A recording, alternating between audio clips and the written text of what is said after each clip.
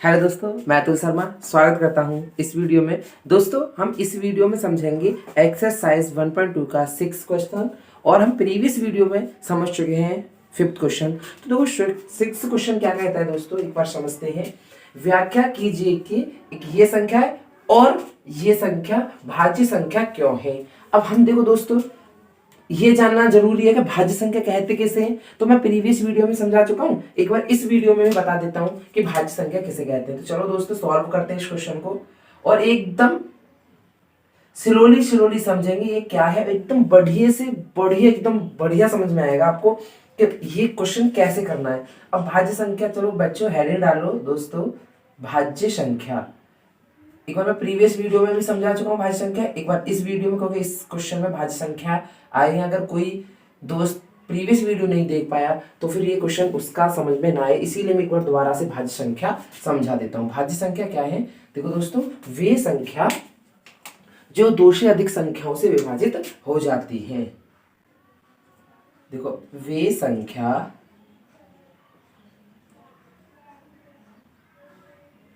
जो 2 से अधिक संख्याओं से विभाजित हो जाती है। 2 से अधिक संख्याओं से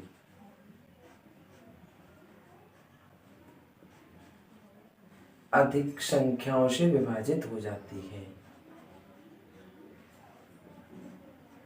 2 से अधिक संख्याओं से विभाजित हो जाती है।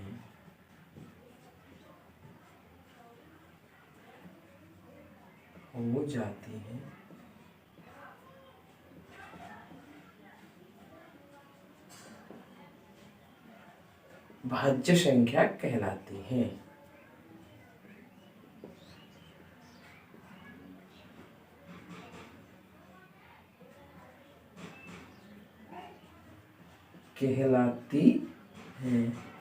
दोस्तों, भाज्य संख्या क्या है? वे संख्या जो 2 से अधिक संख्याओं से विभाजित होती हैं, भाज्य संख्या कहलाती है। क्या है? वे संख्या जो 2 से अधिक संख्याओं से विभाजित होंगी, भाज्य संख्या कहलाएंगी। अब हम इस वाली संख्या को दिखाएंगे कि भाज्य संख्या क्यों है। तो फर्स्ट क्वेश्चन इसका हम करते हैं। 7 इंटू 11 इंटू 13 प्लस के 13। अब दोस्तों, हमको इसका मल्टीप्लाई करके, इसको जोड़ के एक संख्या प्राप्त करनी है। तो चलो सॉल्व करते हैं। एक काम करते हैं दोस्तों, इसमें देखो ये एक संख्या है, मल्टीप्लाई में ये एक 13 है, तो दोनों में 13 कॉमन है। तो हम इन दोनों में से 13 कॉमन या उभयनिष्ठ ले लेते हैं, कॉमन ले लेते हैं।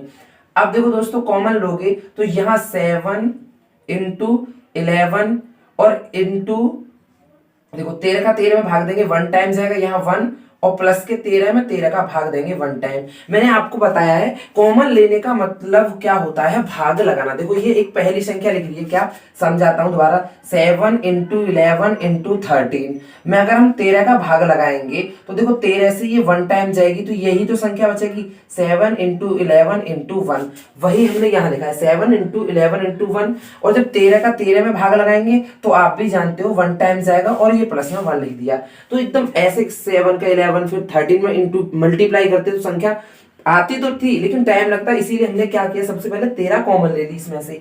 अब जब 13 कॉमन ले ली तो देखो 13 और 11 और 7 का जब मल्टीप्लाई करोगे तो कितने होते हैं, 77। और यह गुणा करें, 7 का 11 में गुणा करेंगे तो 11 सत्ते 77 होते हैं, और फिर 1 में गुणा करेंगे तो 77 एकम 77, 1 ही आएगा प्लस के 1। और ये आपको जोड़ के कितना आ गया, 13 इंटू 78। कितना आया दोस्तों, 13 इंटू 78। अब इससे एक संख्या कौन सी बनेगी, 78 में 13 का मल्टीप्लाई कर लेते हैं। क्या कर लेते हैं, 78 में 13 का मल्टीप्लाई। तो 13 अट्ठे 104 होते हैं दोस्तों। कितने होते हैं, 104। और 4 का यहाँ पे 4 और 10 आपको यहाँ कैरी बच गए। फिर 13 सत्ते 91, 91 और 10 कितने होते हैं दोस्तों, 101। तो 101 हो गए। आपको ये संख्या आ गई। संख्या कौन सी आ गई दोस्तों, इससे मिलके संख्या आ गई आपकी 1014। संख्या कितनी आ गई, 1014। अब उसने क्वेश्चन में पूछा है कि ये भाज्य क्यों है। अब क्योंकि दोस्तों हमको पता चल रही है ये संख्या किस किस से डिवाइड हो सकती है, 113 से हो सकती है, एक 78 और 78 के मल्टी गुणनखंड करोगे तो एक बार करते हैं इसको 104 को 1000 जो 14 आई है हम इसका गुणनखंड कर लेते हैं जिससे हमको पता चल जाएगी कि ये किस किस संख्या से एग्जैक्ट में विभाजित हो सकती है या डिवाइड हो सकती है। तो देखो 1014 के जब हम इसमें गुणनखंड करेंगे तो देखो समझो कैसे करेंगे। 2 से पता है 2 1 में जाएगा नहीं तो 10 में, तो 2 5 जा 10 होते हैं और 1 में नहीं जाएगा तो यहाँ 0 और ये 14 हो गए तो 2 7 जा 14। अब इसको किससे मल्टीप्लाई करोगे 3 से, क्योंकि 2 से हो नहीं सकता। तो 2 3 से करोगे तो 3 1 जा 3, यहाँ 2 बच गए और 3 6 जा 18 होते हैं और फिर 2 और 3 9 जा 17। अब ये कितने से डिवाइड होगी, ये आपको पता है 13 से ही डिवाइड होगी, 13 से 13 बार। और ये 13 एक अभाज्य संख्या है तो 13 एक बार डिवाइड होगी 13 से। तो इसके अभाज्य गुणनखंड कितने आ गए इस संख्या के 2 3 13 13। इससे हमको ये पता चल गई दोस्तों ये 3 से विभाजित हो सकती है संख्या, 13 से ये संख्या विभाजित हो सकती है और 3 से 2 से और 13 से विभाजित हो सकती है। ये संख्या किस किस से विभाजित हो सकती है, संख्या 1014 आ गई दोस्तों। इसके गुणनखंड करे हमने तो फिर उसको यहां लिख देंगे 1000। देखो संख्या के भाजक, या फिर चलो पहले इसे लिखते हैं 1014 के गुणनखंड कितने आए 2 गुणा 3 गुणा 13 गुणा 13। यही तो गुणनखंड आए। गुणनखंड आने का मतलब ये होता है कि वो संख्या इससे इन संख्याओं से जो भैनिष्ठ गुणनखंड है इनसे विभाजित हो सकती है। अतः 1014 संख्या, फिर क्या लिखोगे अतः ये संख्या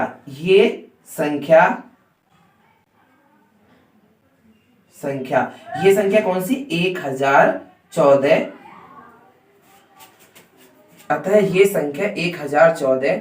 अब फिर क्या लिखोगे 2 3 13 और 1 से तो प्रत्येक संख्या विभाजित होती है 1 2 3 13 और स्वयं से, और स्वयं मतलब 1014 से, और स्वयं 1014 से स्वयं से विभाजित हो सकती है, विभाजित हो सकती है, तो कितनी संख्याओं से होगी दोस्तों ये 1 2 3 4 और 5 संख्याओं से। तो कहने का मतलब क्या हो गया, मैंने क्या बोला था, वे संख्याएं जो 2 से अधिक संख्याओं से विभाजित होती है, ये 5 से हो रही है। अतः ये 1014 भाज्य संख्या है, हो सकती है। अतः ये क्वेश्चन हमारा सॉल्व हो गया। 1014 भाज्य संख्या है। क्या है, भाज्य संख्या है। और आपका ये क्वेश्चन सॉल्व हो गया दोस्तों। कुछ नहीं करा हमने, पहले ये जो हमको संख्या देती है इसको एक संख्या के रूप में लिखा है, तो हम अगर ऐसे मल्टीप्लाई करते प्लस 13 जोड़ते तो भी यही संख्या आती। हमने क्या किया कि इसमें 13 कॉमन ले लिया, जिससे हमको कैलकुलेशन कम करनी पड़ी। थोड़ा कैलकुलेशन से बचने के लिए हमने बस ये किया 13 इसमें से कॉमन ले लोगे और इसका मल्टीप्लाई करोगे तो 114 आएगी। जब इसके गुणनखंड करोगे तो वो गुणनखंड बताते हैं कि ये संख्या 2 से भी विभाजित हो जाएगी, 3 से भी और 13 से भी। और हम क्या जानते हैं, भाज्य संख्या जो होती है जो 2 से अधिक संख्याओं से विभाजित हो जाए, तो ये संख्या जो 1014 आई है ये किस किस से होगी, 1 से हो जाएगी, सब 1 से तो सभी होती है तो 1 से भी हो जाएगी, 2 से भी हो जाएगी, 3 से भी हो जाएगी और एक आपकी 13 से हो जाएगी और स्वयं से विभाजित हो जाएगी, हो सकती है, क्योंकि आपको पता है। अतः 1014 भाज्य संख्या है। बस यही पूछा है कि क्यों है, वो हमने इसका रीजन लिख दिया कि इसीलिए है। अब हम सेकंड क्वेश्चन की ओर चलते हैं दोस्तों। इन क्वेश्चनों में बिल्कुल कुछ भी नहीं है। सेकंड क्वेश्चन क्या कहता है हमारा, देखो ये आपका एक और संख्या दे रखी है 7 × 6 × 5 × 4 × 3 × 2 × 1 प्लस के 5। इसमें भी सेम संख्या, वही सब सिस्टम वही रहेगा। क्या करना है, देखो इसमें ये पूरी जो मल्टीप्लाई है ना एक संख्या है दोस्तों, ये इसमें भी 5 है, इसमें भी 5 है, तो 5 इसमें हम कॉमन ले लेते हैं। क्या करते हैं, 5 कॉमन ले लेते हैं, तो 7 × 6 और 5 का इसमें भाग लगाओगे तो 1 टाइम जाएगा, 1 × 4 × 3 × 2 × 1 और यहाँ पर प्लस में 1 बच गया, यही तो है, बस 1 बच गया। अब इसका मल्टीप्लाई कर लेते हैं। मल्टीप्लाई देखो 1 दूना 2, 2 तिया 6, 6 चौक 24, 24 एकम 24, 24 छिक्के। अब देखो एक काम करते हैं, यहां तक आपका 24 आ गया मल्टीप्लाई, कितना आ गया 24, और 7 छिंग 42। तो स्टेप बाय स्टेप 7 छिंग 42 कर लेते हैं, और यहां तक मल्टीप्लाई 7 × 12 दूनी 24, 24 एकम 24। तो ये आपका 24 आ गया प्लस के 1। अब इसका 24 का मल्टीप्लाई इसमें कर लेते हैं, तो देखो 24 दूनी 48 होते हैं। कितने होते हैं दोस्तों 48। तो 48 का तो 8 आएगा, फिर आपको बच जाएंगे यहाँ पर 4, और 24 चौका कितने होते हैं 96, 24 चौका 96, और 4 हो गए आपके 100 पूरे। तो ये 1008 प्लस के 1, ये हो गया 5 इंटू, अब 5 इंटू है भाई, कोष्टक हटाएंगे साइन कुछ नहीं है तो इंटू का है 1009 हो जाएंगे, 1008 में एक जुड़ गया। अब ये और इसका मल्टीप्लाई करोगे तो संख्या क्या आएगी दोस्तों, संख्या क्या होगी इसकी बन के, फिर संख्या देखो कितनी हो गई 5 निम 45, 5 का 9 में मल्टीपल 5 निम 45, फिर 4 बच गए, और आपको पता है 5 का 0 में भाग देंगे तो 0, और जो 4 बचे 4 और 0 4 होते तो 45 हो गए, फिर 5 का 0 में 0, और 5 बन जा 5। ये आपको पता चल गई संख्या बन गई हमारी इससे 5045, और फिर इसके वही गुणनखंड वाला प्रोसेस करना है। गुणनखंड तो देखो 5045 के गुणनखंड करते हैं, तो देखो सबसे पहले 2 से कट नहीं सकती। अब देखते हैं 3 से क्या नियम है, 5 और 4 9, 9 और 0 9, और 5 14, तो 3 से भी नहीं कटेगी, ये सीधी 5 से कटेगी, 5 से तो 5 बन जा 5, ये 0, और फिर देखो इसमें 5 का 1 टाइम गया 0 उतार लिया 0, फिर 4 उतारोगे, जब 4 में नहीं जाएगा तो 0 लगाते हैं फिर हम, और फिर 45, तो 5 9 जा 45 होते हैं। और जो 1009 है वो एक आपकी अभाज्य संख्या है, और वो 1009 से ही विभाजित होगी, कितने से होगी 1009 से ही, तो 1 टाइम हो गई। और इसका इस संख्या का गुणनखंड क्या आया, फिर देखो दोस्तों वही लिखना है, 5045 का गुणनखंड आ गया दोस्तों 5 इंटू 1009, यही आ गया। देख लेना ये किसी से भी विभाजित नहीं होगी। अब देखो फिर क्या करना है, अतः वही प्रोसेस, अतः ये संख्या किस किस से विभाजित हो रही है, अतः ये संख्या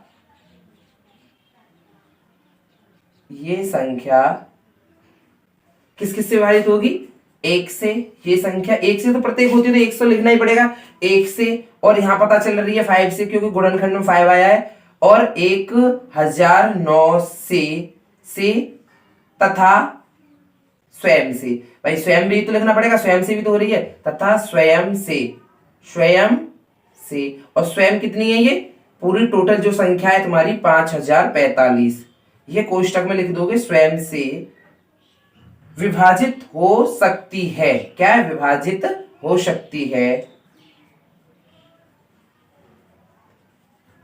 हो सकती है। और हम जानते हैं जो संख्या 2 से अधिक संख्याओं से विभाजित होती है वो भाज्य संख्या होती है। यहां पर ये लाइन लिख दोगे इस क्वेश्चन में लास्ट में, हम जानते हैं। वैसे हमने परिभाषा भी लिख दी लेकिन वहां परिभाषा नहीं लिखनी आपको, हम जानते हैं जो संख्या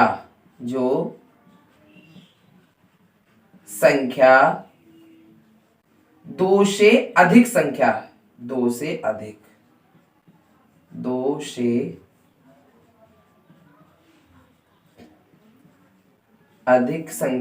विभाजित होती है, अधिक संख्याओं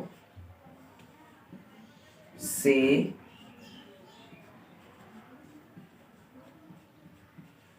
विभाजित होती है, भाज्य संख्या होती है। भाज्य संख्या होती है, क्या होती है, भाज्य संख्या।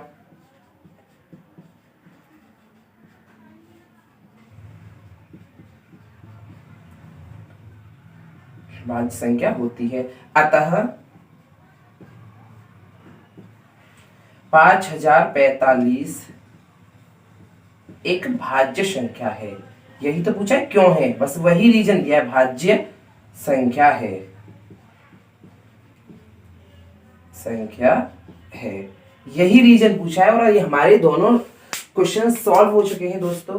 बिल्कुल बढ़िया तरीके से। और अब दोस्तों मैं मिलता हूं आपको नेक्स्ट वीडियो में इसके नेक्स्ट क्वेश्चन के साथ, एक्सरसाइज 1.2 के 7 क्वेश्चन के साथ। अगर ये क्वेश्चन दोस्तों अच्छे से बढ़िया से समझ में आया है आपको कैसे क्या करना है, तो प्लीज चैनल को सब्सक्राइब करो और इस वीडियो को इतना शेयर करो कि ये प्रत्येक उस स्टूडेंट तक पहुंचे जो इस क्वेश्चन को करना चाहता है या जो 10th में अच्छे से अच्छे मार्क्स स्कोर करना चाहता है। और मैं ये 100% श्योर कह रहा हूं, अगर मेरी सारे लेक्चर वो देख लेगा शुरू से और मैं लास्ट तक पूरी वीडियो इस 10th क्लास की बना के डालूंगा, तो वो 100 में से 100 ही नंबर लाएगा, एक नंबर बिल्कुल भी नहीं कट सकता उसका। और थैंक यू दोस्तों, फिर मैं मिलता हूं नेक्स्ट वीडियो में। Thank you.